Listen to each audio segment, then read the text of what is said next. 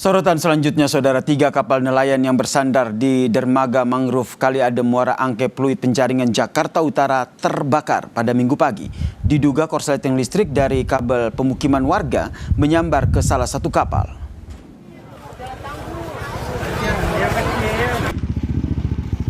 Izin Komandan, kapal bakar nih. Kobaran api membakar kapal di dermaga mangrove Penjaringan Jakarta Utara, saudara. Posisi kapal yang saling berdekatan membuat api menjalar ke kapal lainnya. Api dengan cepat menghanguskan sedikitnya 3 kapal yang bersandar di dermaga. Diduga api pertama kali muncul dari salah satu kapal yang terbakar yang berasal dari hubungan pendek arus listrik yang berasal dari permukiman warga.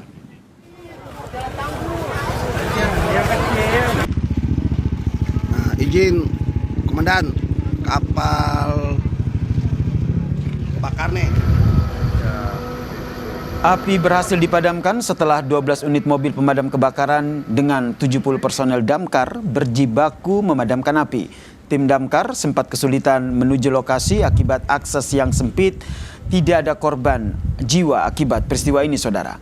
Kasusnya kini ditangani oleh pihak terkait termasuk Polsek Sunda Kelapa, Jakarta Utara.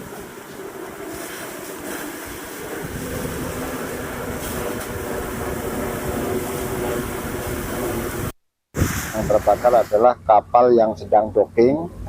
Dugaan sementara diakibatkan konsleting listrik dari kabel yang dari pemukiman. Untuk akses masuknya, Pak, unit kita 4.000 liter dan 10.000 itu tidak bisa masuk karena aksesnya sangat sempit sekali.